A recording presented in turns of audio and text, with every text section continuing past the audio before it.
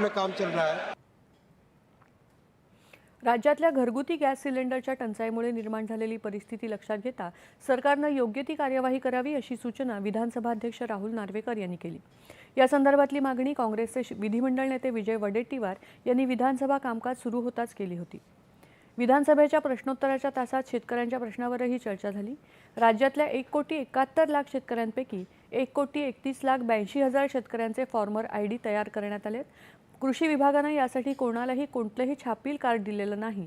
या संदर्भात अद्याप तक्रारी आल्या नसल्या तरी बोगस नोंदणीची तक्रार आल्यास त्याची नक्की चौकशी केली जाईल अशी माहिती कृषी मंत्री दत्तात्रय भरणे यांनी दिली।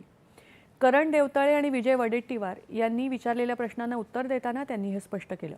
तसंच राज्यातल्या भूमिहीन शेतमजूर आणि माजी सैनिकांना शासनाने दिलेल्या वर्ग 2 च्या जमिनी आता वर्ग 1 च्या करण्यात येणार असून त्यासाठी येत्या महिना अखेरपर्यंत धोरण जाहीर केलं जाईल अशी घोषणा महसूल मंत्री चंद्रशेखर बावनकुळे यांनी केली।